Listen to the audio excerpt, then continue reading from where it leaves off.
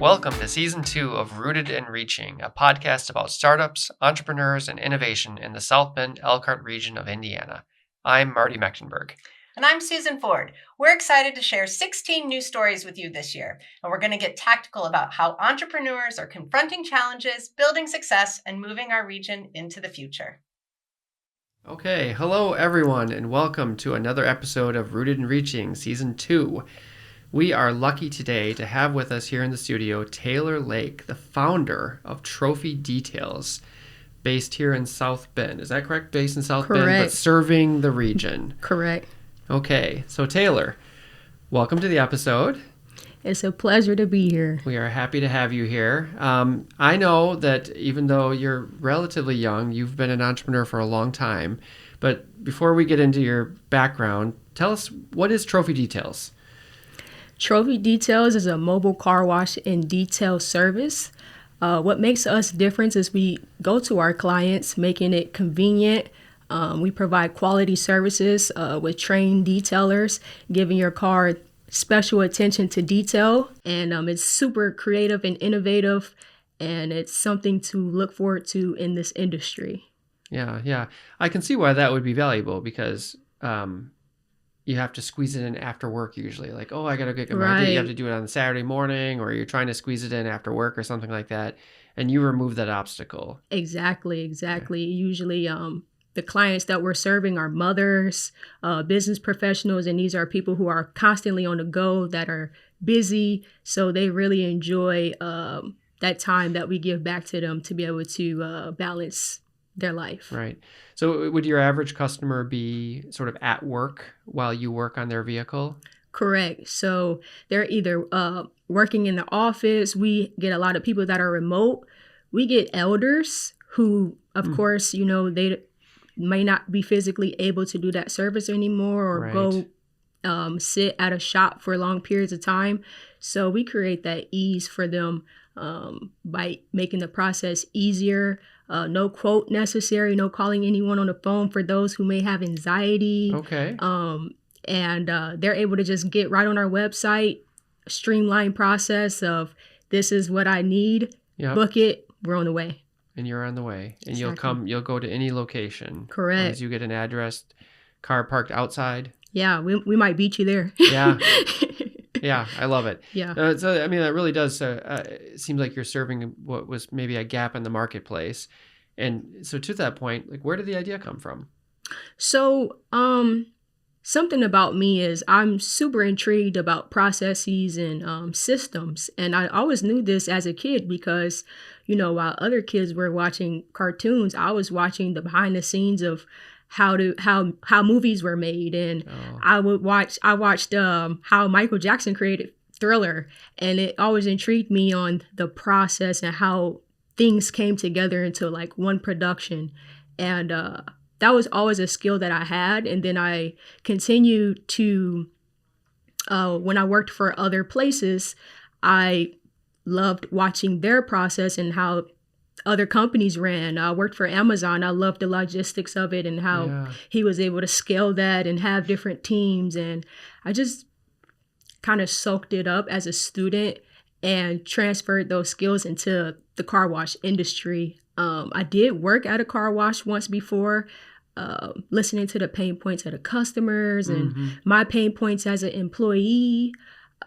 So I believe that the car wash industry needed my skill set. It just made sense. Yeah, got it. I'm always fascinated. Our last guest, Kat Edmonds, was talking about how when she was a 9-year-old, she started a camp in her neighborhood. Oh, wow. And, so the connection between youthful entrepreneurship to what she does today with Connect 574, it sounds really similar for you. Yeah. Like you were, as a child, were interested in processes and organization. And I think Correct. that's absolutely fascinating that, you were watching behind the scenes, how was Thriller made, Right. Where the other kids are watching, I don't know, some cartoon, SpongeBob or something, right? Right. I think really all of us, it starts in your childhood, that spark. We get older, we get into our careers and we're adults, and I think the fulfillment, we always go back to our childhood and we ask ourselves, what actually made me happy, what actually gave me a spark. And once you connect and align back with that spark, you'll be able to align with, what industry or what it is that you're trying to accomplish. Yeah, that's fantastic, Taylor. So you had some experience working at a car wash years ago, and is that where the genesis of the idea came from? You said you were hearing customers talk about some of their pain points. Like, at what moment did you sit down and say, I know how to solve this problem. No one else is solving it. I'm going to do it. That's a really good question. I actually know. I soaked up some information from previous jobs and things that I worked at. Really, what I learned at the car wash was that I was really good at sales. I was one of the only women working for that car wash, and I was the top salesperson for like 3 locations. Wow. And I was just like, oh, I'm pretty good at sales. Natural. Right. Yeah. So that kind of sparked, a skill that I didn't know that I had, that I could possibly go into sales or something like that. But the skill of actually knowing how to detail actually sparked when I was laid off during COVID. I got laid off during COVID, and it kind of put me in a position of my back being against the wall. I was fairly young, but I like to think ahead.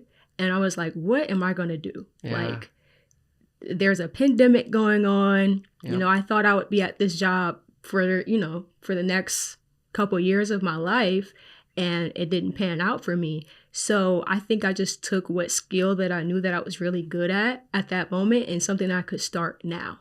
Got it. And then it was just up ever since. Yeah. Do you look back at getting laid off and see it as a silver lining now, or it was the best thing that's ever happened to you kind of thing? It was divinely orchestrated. There you go. It was definitely a blessing in disguise, because so much has happened since then, and I've met so many people, and so many people have impacted me. It's almost like I can't even imagine it going any other way. Yeah. So there's an alternate timeline where you're still, working there, right? At Drive and Shine or wherever it was. Yeah. Right. Instead of being this amazing community entrepreneur. I'm happy that I did the quantum leap. Yeah, there you go. Yes, indeed. So you are a native South Bender, native to the region. Yes. Were you born and raised here in South Bend, or? Yes, born and raised. Proud to be born and raised. Like we were just speaking of previously, I graduated from Clay High School. I didn't take the traditional path of going to school. So there were a lot of odds stacked up against me on starting the business, due to the fact that back in those times that I was in school, we didn't have what we have now. It was either school or sports after school. And I was like, I don't want to do either of those. I have ideas. I have, this vision. I'm going for that. And I seen the route that South Bend was taking. I could see the vision of myself, but I also could see that South Bend was being developed. Watching Eddy Street get developed, from seeing it as almost a landfill as a child to becoming a bustling place of businesses and employees and students. That was inspiring in itself. And I knew that South Bend was headed somewhere, and I wanted to be a part of that. Yeah. I mean, that's remarkable too, that, as a young person, you were seeing that and connecting with the idea that South Bend is getting better, and that you could play a role in that going forward. Yeah, that is really remarkable. So you're this young person. You graduated from Clay High School, right? You're not running off to college. You're here. You're building a life in South Bend. Trophy Details was not your first business idea. No. So funny thing is, I would say that I was a teenager. High school, 18, 19, 20. My first ever attempt at business, I had a clothing brand, and it was like a clothing brand and a podcast, and it was no kidding. All of me and my friends just doing a lot of things that the young people are doing now today. They're doing like pranks and skits. I was doing all of that years ago, and looking back at it, I'm like, that is so cool that so many people are like implementing that and doing that idea. So that was my first attempt. It was successful. It was more so like a hobby, though. It was a hobby. I wasn't really doing it for income or anything of that Okay. nature. It was just for fun. Yeah. But it was successful. Was that you or with partners? It was myself, and then like podcast wise, I would get all my friends together and they would, be host or Yeah. co-host, and we would do things together. Yeah. Do you ever go back and look at some of those videos? And Oh my how gosh, funny were I you? crack up Yeah. every year. Yeah. Every year it's like I go through and see a memory. You know how the memories pop up if you're on social media? Right. I'm cracking up. I'll send it to the guys and girls like, remember this? So Yeah, I love it. So you did that a little bit as a hobby, but you Right. were clearly showing some entrepreneurial spirit Right. through that work. Right. Yeah. So when I was selling the t-shirts, we sold out in like a day. And I was just like, we haven't even released the episodes yet. Like, so I seen that I had influence. Yeah. So it's like these little sparks of me kind of experimenting, saying, oh, I can do sales. Oh, why are people buying, people are selling out my shirts in a day. Okay. So it's kind of all leading up to something. Yeah. So it's interesting. So you've had a series of these kind of sparks or these kind of like Right. aha moments where you've thought to yourself, oh, wait a minute, I'm actually pretty good at this. Or Right. I didn't expect to sell out those t-shirts. Maybe I'm onto something here. Right. I think that might be one of my greatest advantages as a community entrepreneur, because right after school, I went right into these projects and experiments, taking a lot of rejection, seeing, okay, that doesn't work. That does work. I'm good at this. I'm not good at this, to be able to really like sharpen my toolbox and continue on into other ventures with more confidence. Yeah. So I love that you are such a big proponent of South Bend and this whole region. I love it so much because that's what we're trying to do as an organization here at the South Bend Elkhart Regional Partnership as well. So you're a proponent of the community and a supporter of the community. I think you've also received support from the community. For sure. Going forward here, and you've had the chance to participate in some programs that have helped you hone your skills. Do you want to tell us about a couple of those programs or those opportunities? Well, one of the programs was with the South Bend Elkhart Regional Partnership, SBE Hustle. I graduated last June. I really enjoyed SBE Hustle.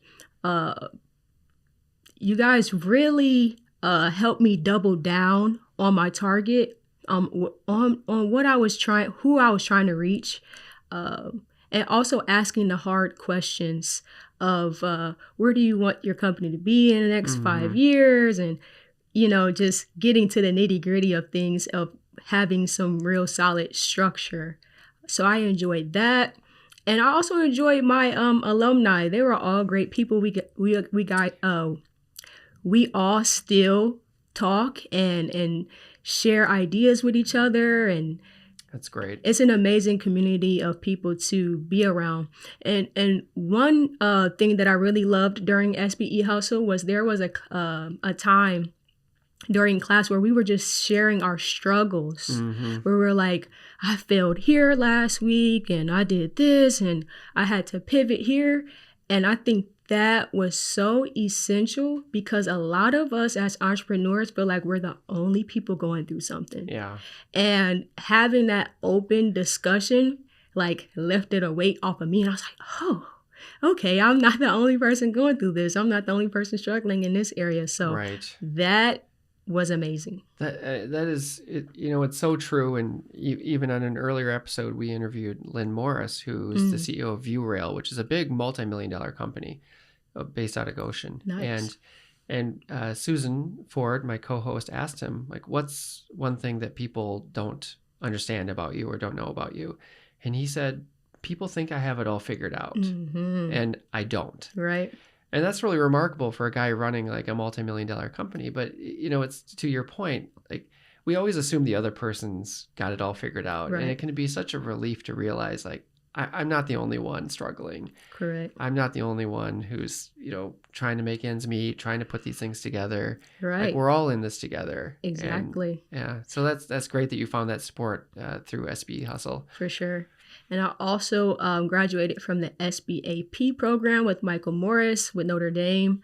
That actually was the first program that I graduated from when I first started the business. So it was a key factor of structuring the company itself. I think I joined SBE about 4 months into starting my business. Okay. So it was a crucial factor in structure. That's great. Perfect hiring. timing, huh? Right. Timing again. And Michael Morris tucked me under his wing afterwards by, introducing me to some key people in the community, which helped me build my network and build my clientele. Yeah, so that's a Notre Dame run program, the South Bend Entrepreneurship and Adversity. Did I say that right? Entrepreneurship and Adversity program. Yeah. Mm-hmm. So that's another cohort based model, whereas you and a bunch of other aspiring or existing entrepreneurs kind of building up your skill sets. Correct. Got it.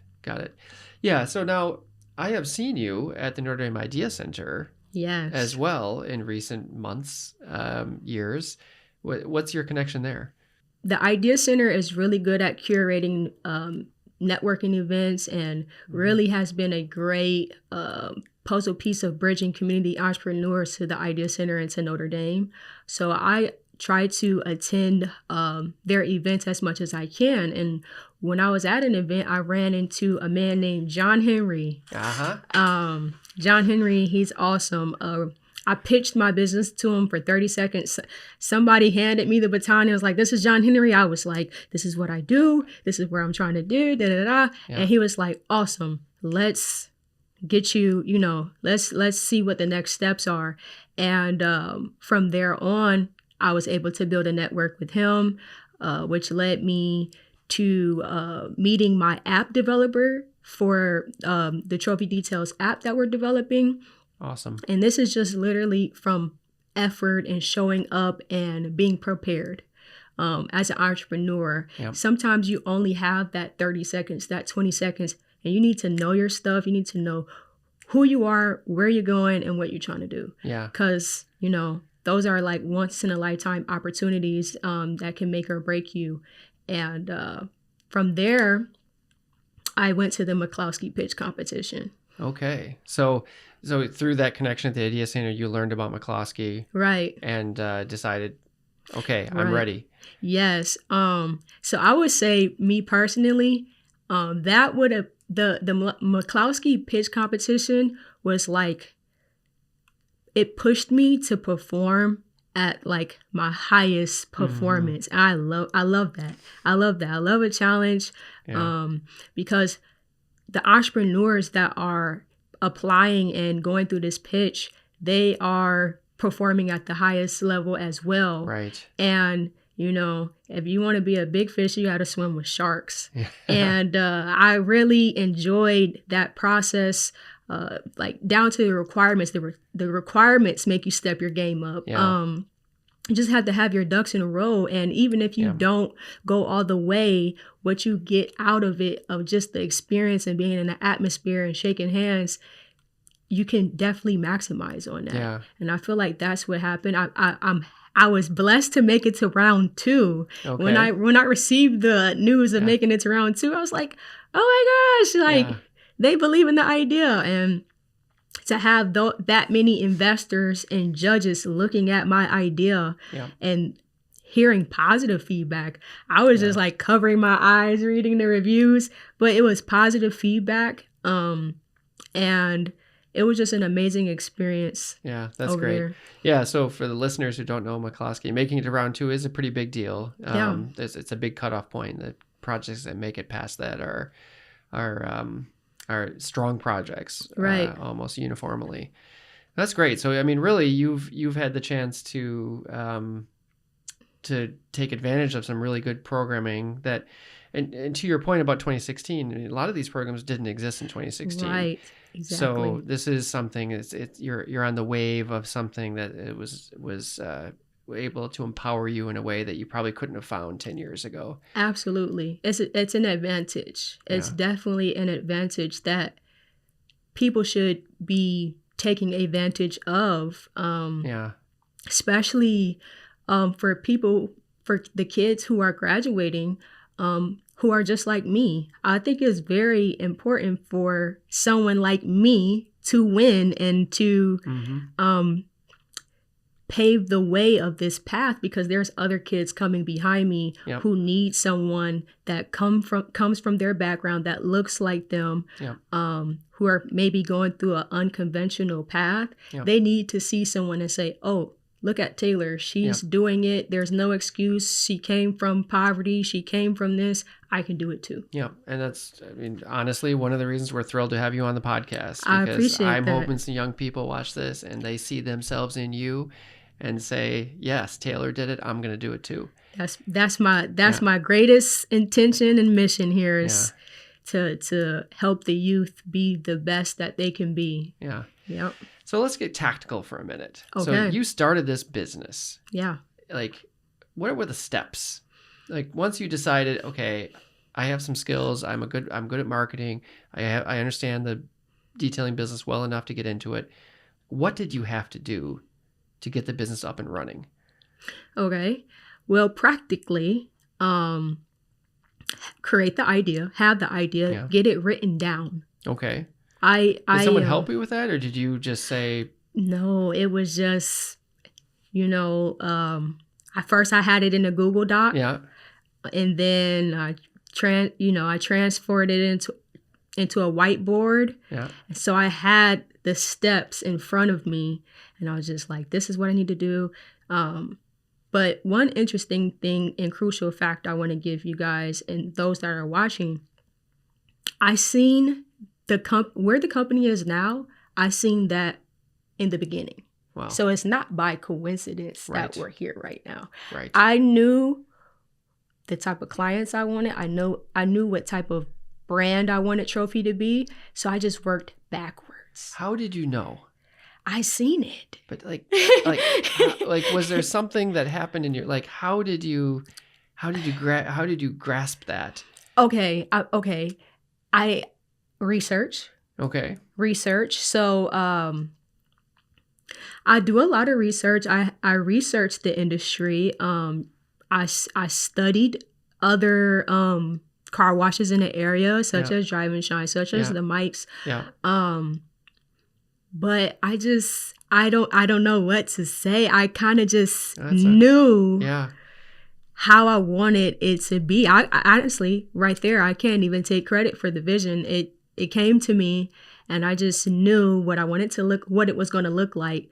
So somebody, a mentor of mine that I met at a networking event, he said that's called backcasting. When you work backwards from a vision. Okay.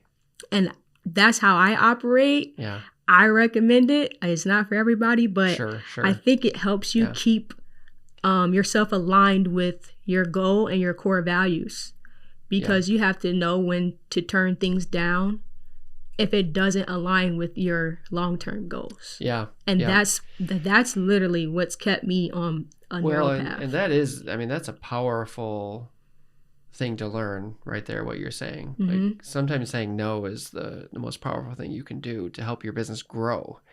That's hard. It seems ironic, right? Yeah, it is hard to do.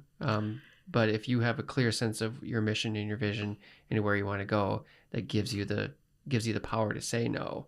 Right. And I think that's something all of us can implement in our careers, in our lives, and in our companies is, staying aligned with our core values is essential, because as a startup owner, you're not making a lot of money in the beginning. You're not. Right. So you're more susceptible to accepting anything. Right. And that was something that I didn't want to do. Even on day one, when I started, I had uniforms because I knew I wanted to run it like a corporation. Yeah. However I want it to look 5 years from now, I need to do today. You need to start taking those steps right away. Exactly. Yeah. Yeah. I mean, that's fabulous that you were able to start this thing off right with that strong sense of mission and vision right out of the gate. And I'm sure it's one of the critical reasons for your success. Probably so. Yeah, definitely. So you did this, you knew what you wanted to do, you wrote it down. Yes. You started the business, and then how did you get your first customer? Okay, so my first customer, I had a friend back in the day, and she was starting her career off as a graphic designer. Okay. So she was like in her hustle and her Yeah. grind, Yeah. and I was like, "Hey, I want to start this mobile detailing company. Could you whip me up a flyer really Okay. fast?" That's all we had Yeah. is a flyer, and had my flyer. I think the company back then was like blue. A lot has changed, but it was just like blue or whatever. She made this like blue flyer with my number on it, and I posted it on Facebook. Okay. Our first client slid up on my story and was like, "I want my seats done," or whatever. Okay. And I was just like, "Oh my gosh, okay, we got Like, someone." we got one. And Yeah. that first client, I just made sure that I went over and above, and from customer service to the service, and afterwards I left a note. I still have a picture of that. It was like, Oh, "Thank you for great. booking us," just like on Yeah. regular piece of paper. Yeah. And I just, that was a win for me. I left, and the next day I was waking up in the morning to like Facebook notifications, and I was Okay. like, what's going on? Yeah. Yeah. I check yeah. it.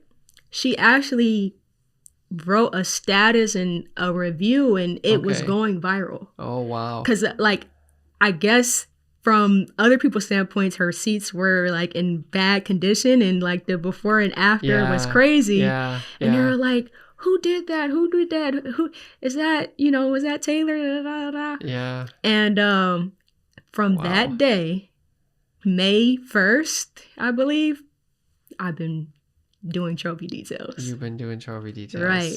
Correct. Wow. So I guess that's another good lesson for our listeners and our Yeah. watchers, right? Like, do it right out of the gate. Do Yeah. it and do it well. Yeah. And you treat your clients well, they'll treat you well. And the power of reviews. Mm. Because I didn't even ask for, I should have, but I was still, Right. You were new learning. at the time. Yeah. Yeah. And she left that review, and that kind of kick-started everything from there. I was booked out for the rest of the summer. So now I was just like, oh, like, this Yeah. is serious. So I'm assuming you've gotten better at soliciting good reviews Oh, for from sure. clients. What do you do if you get a bad review? Do you ever get one? I Well- mean, well, there's always a hater out there. Knock Yeah. on wood. I've actually never Oh, that's- received a bad review. But That's of course, great. that's inevitable as Yeah. we scale and grow Yeah. and you service more people. I know it's coming. But I've never got a bad review. But Good for you. if I received one, we have a service guarantee. We're going to make it right every Okay. time. I don't care how, the smallest thing to the largest thing. We're going to Got come it. back and make sure that you have a good service and a good experience with us because we care. Yeah. We care about your service and how you feel about it. So Yeah. Yeah. Yeah. That's fantastic. Tell us about the name, Trophy Details. I mean, I get the detailing part Right. of it. Where did the name come from? So I think trophy details, when you think about it, think about a trophy, someone holding up a trophy. It's shining. It kind of embodies Mhm. leadership. Mm-hmm. If someone's holding a trophy, there were sacrifices made Mm. to be able to hold that trophy. The community, the team that helped achieve that trophy. I just believe that it embodies our core values. And also, not only does it embody my core values, it embodies the core values of the clients we served. Our clients we serve, Got it. business owners, executives, and people who are really crucial and key factors in our community Got it. that align with our brand, and it makes sense why they do because they're leaders. Yeah. They have their own mission. Yeah. They have their own. They serve their own community. So it's almost like an ecosystem Mm. of like-minded people. Yeah. And Yeah, that makes sense. and not to That mention, makes sense. when you get your car done with us, you're shining, you're Yeah, stunting in the sure. community. No, So it definitely has that connotation, right? right, Like you said earlier, like you see a trophy, it's this beautiful shining object. Is exactly, what you want your car to look like when it's done with correct. the detail job. Yeah, Yeah, yeah, yeah, it's a difference between a trophy details car and a regular car. yeah. There you go. Right. There you go. So you mentioned your team a minute ago. Yeah. And so I'm curious about that. Like, how did you build your team? Okay, so when I say team, Yeah. because I still wear every hat in a way, Yeah. but I do have contractors. It's more of a gig work, Yeah. similar to Uber, DoorDash, things of that nature. But even our team members, they're hustlers. Yeah. They're they embody the core values. Sometimes these guys work for me and they're doing Uber. Sure. They're a part of the hustle, Yeah. and they understand. They love that they're able to be their own boss and control their own schedule and things of that nature. So they're in alignment with the brand as well. So you get a job, and if you can't do it yourself, you've got Right. a cadre of people you can give a call and say, "Hey, do you have time to do this job out here?" How do you maintain quality control? Right. So what's cool about how we've structured that system is the people who work for us, they're actually listed on our website. Okay. So I have my name on there. I keep their names off to protect their identity or whatever. Okay. But so someone can select me if they know me, say you want a book and you're like, Got I it. want Tae'Lor. Okay, you Right. can't select me. Right. But you can select a available detailer. It'll route you to them. They accept the appointment. From there, when they get on site, they have to take before and after pictures. I also I'm on that. Like I'm watching the quality closely, and also with the app that we are developing. That's the main reason why we're developing the app, for the quality control. Okay. The before and after pictures, where they are, so we can track them. Are they where they say they are? Things of that nature. Yeah, that's great. And I'm glad you brought up the app again, because you mentioned it earlier, and I Right. wanted to circle back to that. So there's a technology piece to what you do. Yeah, so we're developing it. So there's a website that has booking capabilities, and now you're working in an app. How did that come about? So, back to efficiency and systems and processes. There you So, go. Yeah. I feel like the past 4 years that I was developing the company, it was very trial and error, because I was trying to innovate this industry, right? So, the biggest piece was quality control for me. And Yeah. what weather can we do details in without sacrificing quality? I had to learn that. When it's too hot, when it's too cold, how long does it take me to do? How long can I expect it to take others? What I'll say is, I have some younger people on my team now. I've gotten a little bit older since I started, and they're moving way faster than me. So I'm excited about that. But Yeah, you got to keep up. right. Yeah. So during this whole time was me just really trial and error of what works and what doesn't work.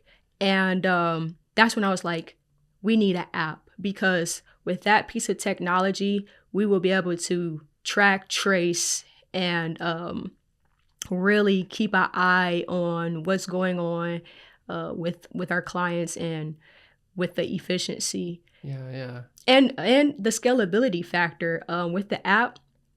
My goal is to franchise and to expand out. I would love for Trophy Details to be to be founded like a real staple in the community, and just expand out, and it just be like a historical place here. But expanding out to some warmer areas, and people having that app, or whoever franchises with us, they will be able to keep track and have that same. No, that makes sense. How are you developing the app? Did you have to hire someone to do that, or do you have internal? Right. So through John Henry, Okay. I met Ronnie. He's from Uganda. He is an Okay. alumni from Notre Dame. He worked underneath John Henry, Got it. and he took on the project with me. So Well, We that's have great. been developing it and creating it for the past year now, and literally getting down to like I've been a part of each step of development because Mhm. I've done the cars and Well, I know yeah. what we need. You're bringing the vision to it. Yeah. Exactly. Yeah. So he does amazing work. He's been patient with me, and he does really good work. So How close are you? we should be releasing it within maybe the next month or so. It's Okay. So it, you're right it down to the wire. right, but Yeah. the reason why I say maybe is because I always keep finding something Well, new yeah. before I want to put it out there. Yeah. So Yeah. Yeah. Yeah. Don't let the perfect become the enemy of the good. right. Yeah. It's interesting you mentioned the weather factor, Mm-hmm. and I didn't think about that before because, of course, it's a nice hot day today. But, Right. how do you handle winters? So it was brutal the first probably the first year because I had to kind of just get out there and see like what works and what doesn't work. Yeah. I found out under 40 degrees, no. Like under 40 degrees without a closed structure. Sure. So if we're in a closed structure, if you're in an apartment complex where you can a parking garage, Parking garage. Yeah. Yeah. if you have a garage, we're moving all year round. Yeah. Most of our clients fall under that Yeah. category. Under 40 degrees without a closed structure, nope. I was having supplies freeze and Oh, wow. all type of mishaps, Yeah. and I was not willing to kind of carry that on with the quality and having other people out, and then really over 90. So a Okay. day like this, I wouldn't recommend it. I've experienced washing the car and it being too hot. Yeah. Quality was botchy, and I Got was it. like, nah, can't do that. So Got it. really between probably like 40 and 80, we're with Okay. you. No without a closed structure. Without a closed structure. Without a So closed with a structure. closed structure, colder or hotter is still We're out there. still workable, but Right. in that you got to be in that range to be in the Idea Center parking lot, for Exactly. example, right? Yeah. Exactly. Yeah. Yeah. Yeah. Yeah. Yeah. And okay, let's talk about our listeners people are always curious about money. Yeah. How did you fund the work to start? Did you get any support from the community in terms of funding? Have you had to borrow money? Like how can you help our listeners understand what it took to get the business up and off the ground? Okay, so probably the first 2 years was strictly bootstrapping, really Bootstrapping. investing in Mhm. everything in the supplies myself. The good thing about the detail industry is the supplies buying in bulk is fairly cheap to get into. Really, it's the labor and the skill set that we're charging for. Were you working a different job while you started the company? I was probably the first 2 years I was First 2 working probably a years. part-time job. Yeah. And then that's a really good question. I went full time probably about year 3 because it took off a little bit more. Mhm. And, Mhm. you get to a fork in the road as an entrepreneur where you're still working another job in your company. At some point, you got to make that leap and go Yep. full on into it. And that was scary in itself. So bootstrapping, probably the first 2 years, I started getting some assistance through the programs. I received some financial assistance through the SBE Hustle. Yep. I received assistance from another program. It's been kind of various. You're Right. piecing things together. Right. I received a scholarship from the Notre Dame Idea Center to help start the app. Got it. Paid for almost 50% of it. Wow. So, yeah, I've definitely received some assistance. Okay. But you haven't had to go to a bank to borrow money at this point. No, I yet. have So not. between I have not. bootstrapping and Right. community support, you've been able to Right. keep it moving. Yeah. Tell us about that scary moment where you're sitting there and like, I'm going to quit my job Man. and do this full time. It's always that fear kicks in, like, what if it doesn't work, And also just having enough to get by, because like I said, I do Yeah. this by myself, so there's really no Yeah. plan B or anyone No, to fall no back safety on. net there. Right. Yeah. So, push past fear. Everything is scary. You have to pick your poison, pick your hard. Yeah. Everything is hard. some people, you got to push past the fear and Yeah. really trust yourself. You wouldn't have received the vision if it wasn't for you. And if it doesn't work out, pivot. Right. Right. It's okay. Right. Right. And and that is a hard lesson to learn, but a lot of entrepreneurs, it usually their success comes after a couple of failures. Right. But they had that grit to keep going and to persevere and to try something new and to pivot if necessary. Absolutely. I think most entrepreneurs have like 3 or 4 businesses that they Yeah. start, and Yeah. that's the name of the game. That's Yeah. the name of the game. So Yeah, it definitely is. So you're a big supporter of the region. You're a big supporter of South Bend. You're running this company. You're thriving. What else is going on in your life? Oh, man. What else are you doing to? We try to say this every time, like to make South Bend or make the region a better place to live, work, and play. Okay.